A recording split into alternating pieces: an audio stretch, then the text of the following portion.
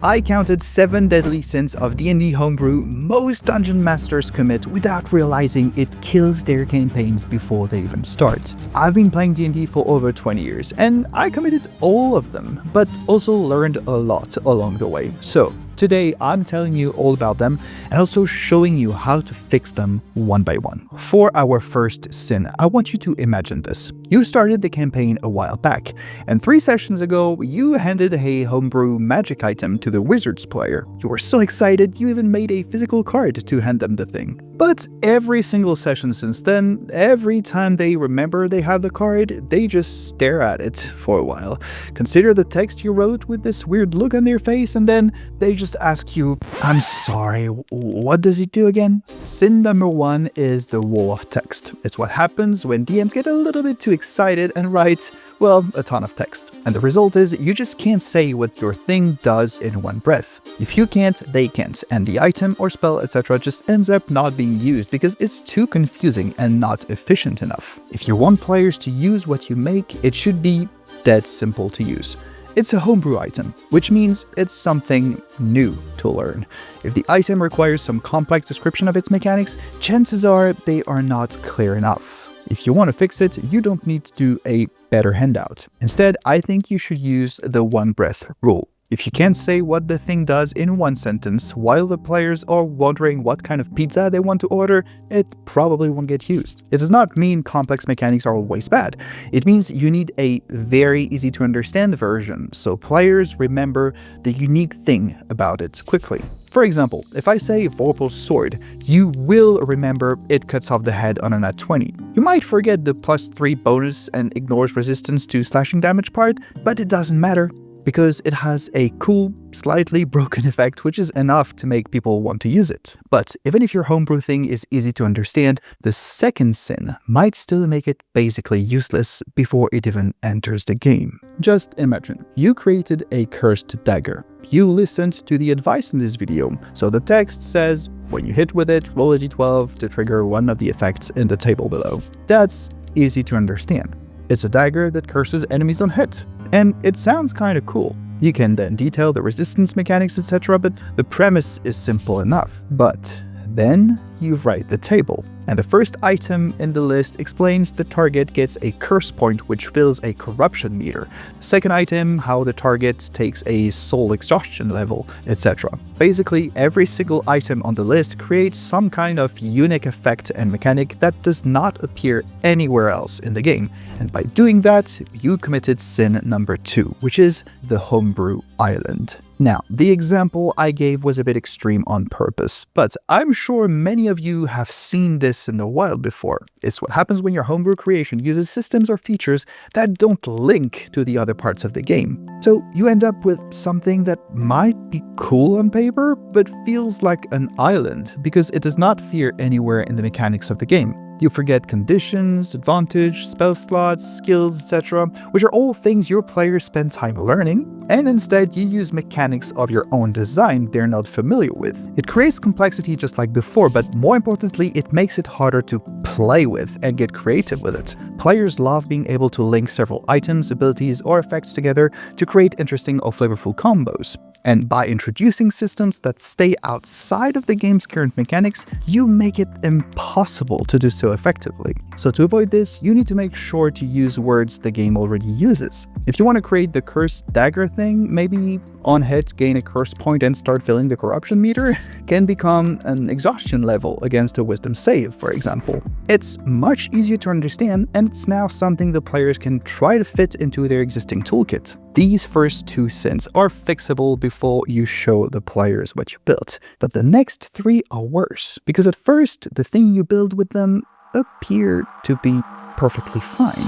But before I tell you about them, I need to tell you about today's sponsor, aka Hit Play Pulse, who just solved using music in D&D. If you've ever run a session using music, you probably ran into this problem before. No matter how great your playlist is, it doesn't know the barbarian just decided to kick the door open. The usual fix is you either alt-tab really fast in the middle of the scene or grab the remote or whatever, and you really hope the transition isn't too long, but 9 times out of 10 you kill the immersion straight away. Hit Play Pulse fixes all of this because it's not really a playlist app. Instead, it feels like you have a live soundtrack of your campaign with music made by humans that scales in intensity with the scene, and sound effects you can just add by tapping at the perfect moment. It's a really cool product, and you can see that the filmmakers, sound designers, and composers working on it are really passionate about their craft and made the thing with ease of use at the table in mind. You can buy music in the app and then download it and actually own it. The app is for both iOS and Android users, and they're on Kickstarter right now.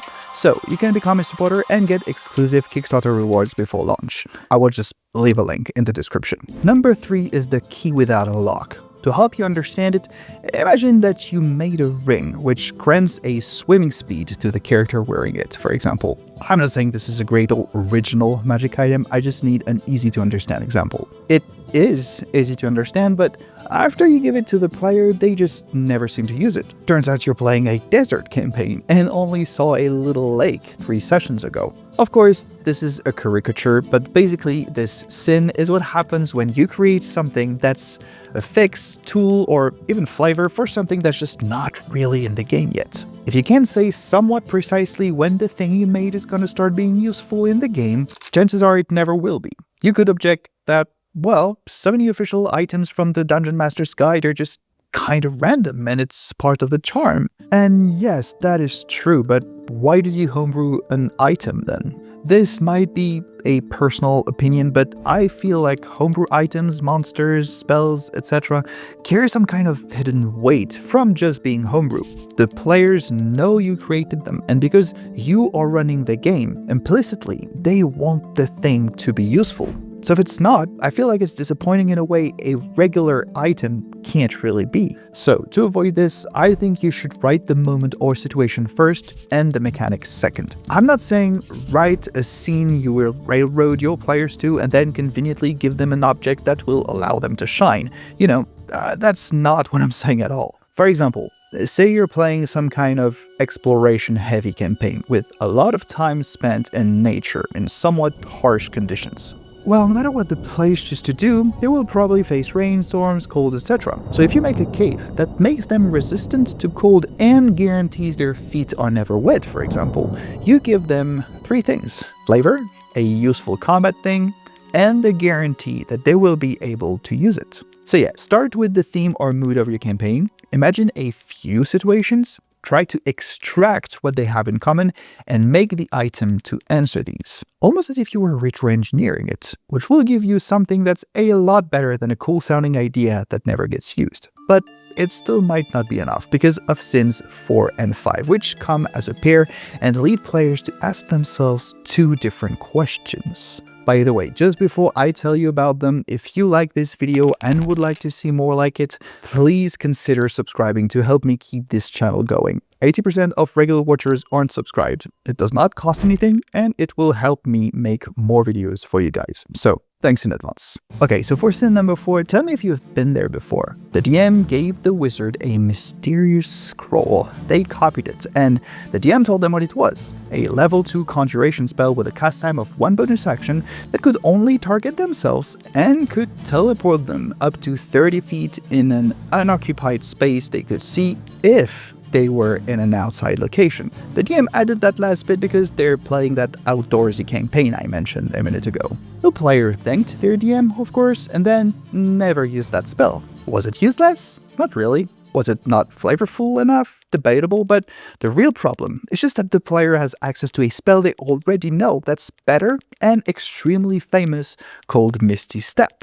So they just default to the one they already know even when they're outside because it's just the same spell, only a bit more powerful and familiar. Sin number 4 is the understudy, and it has the player asking, is this better than what I already have? I took a spell example here, but it could be an item, or even maybe a faction. It's basically when the DM makes a slightly worse or less convenient or harder to remember, etc. version of something that's already in the game and works absolutely fine, because they just didn't put in the work.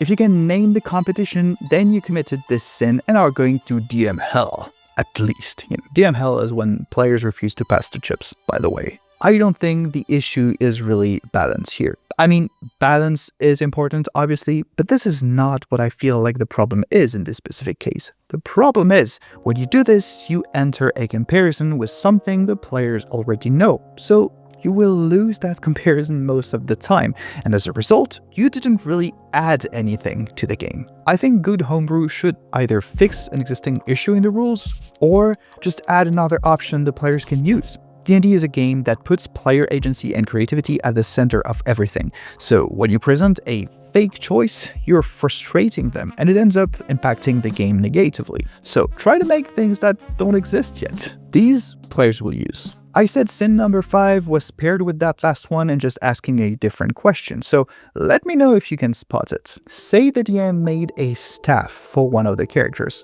It's a cool staff, very powerful, which made the player go, oh wow. But because with great power comes great blah blah blah, the DM used a charge system that's fairly drastic. The player can only use the staff once every 10 days and for a total of 3 times, after which the staff is gone, which made the player write the staff on their sheet and never use it ever. They said they were saving it for the perfect moment, but yeah, that's pretty much never, let's be real. And in this example, the DM is to blame. What happened is they made something cool and then got afraid and added a balance tax because they didn't trust their own creation. Sin number 5 is called the balance tax, and the question it makes the player ask is, can I afford this right now?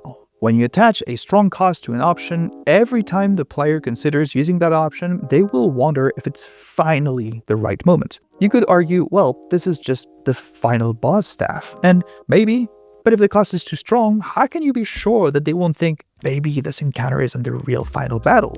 Maybe another character will go down and then I can finally use it, etc. I said it worked as a pair with sin number 4 because they're basically 2 fake choices. With the balance tax, you put your homebrew thing inside a mental category that's basically will never use. Again, this is not even really about the actual power of the staff. Maybe you did make it too powerful in the first place, and adding the cost is the only thing that made it reasonable. But now you just have a thing that's never being used. It really is that mental mechanism I'm talking about. So I think you should either make less powerful things, or, and this is a way to make powerful stuff still usable, you tie the use conditions to the story. Instead of having a max number of uses, maybe you can only use that item on the cursed mountain of evil and chaos and enemies, which is famously the Big Bat's summer house. Again, I insist, I'm not urging you to create weapons that can one-shot the boss and make the final encounter anticlimactic. This is about you not creating frustrations for the players.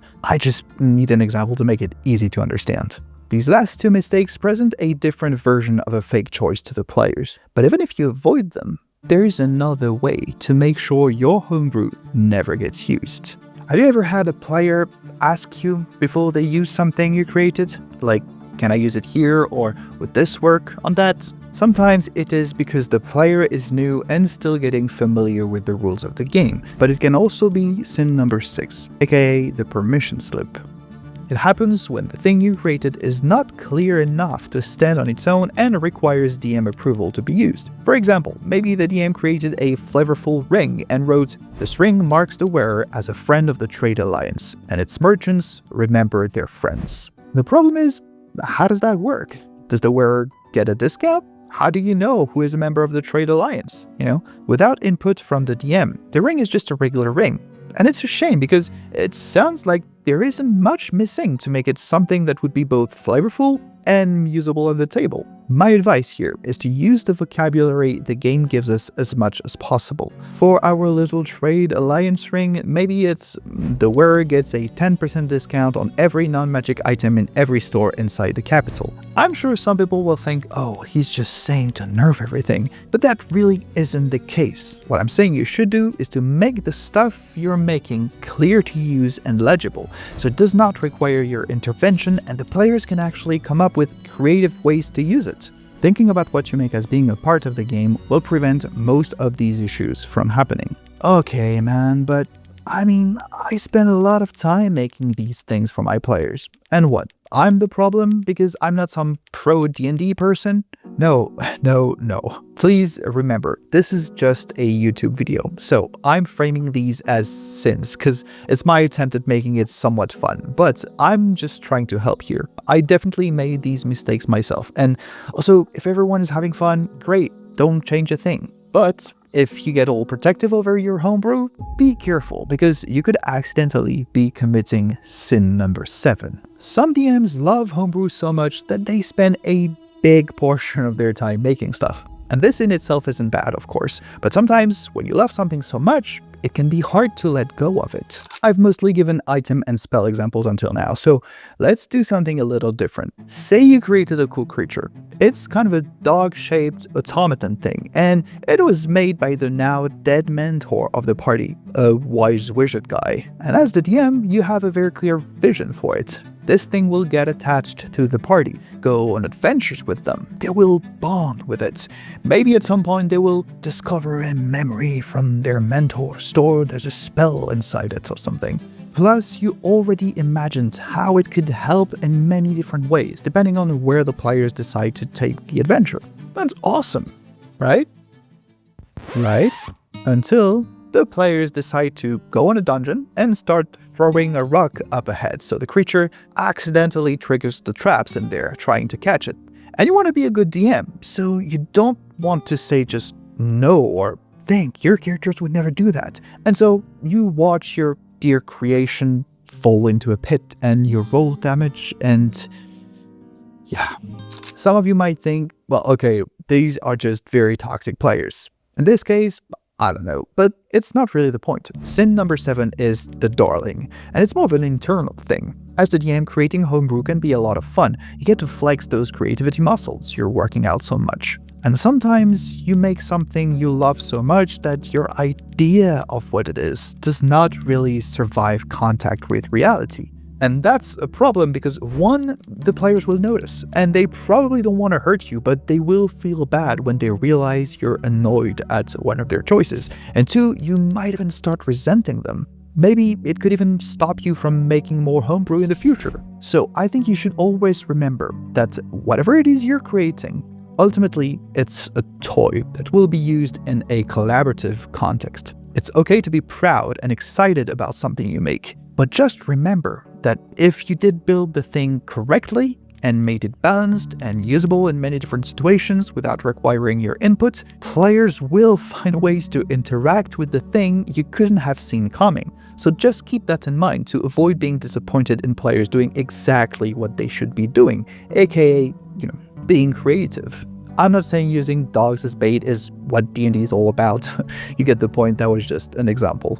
These sins are just things to watch out for when you design something for your players. Hopefully, whatever you make contributes to the fun of everyone at the table, and if I was able to help you do that, I'm happy. I didn't get into the whole "this is how you balance things effectively" thing because I think some people out there are better at this than I am, and because I also think that these more high-level, meaning more abstract things, are quite easy to fix and can have a real impact on the feel of the game. If you already rock at homebrew but still struggle with DMing, you can check my Patreon in the description, where I uploaded DM tools, tables, NPCs, etc. to help you have more fun and get better at being a DM. And if you think, okay, cool, now I understand homebrew, but what about the rest of the game? Combat, for example, you didn't touch on at all, and it feels so hard. To this I answer, yeah, I know, because this was my 7 Deadly Sins of D&D Homebrew video. But there is also the 7 Deadly Sins of D&D Combat video, so you should definitely watch that video next.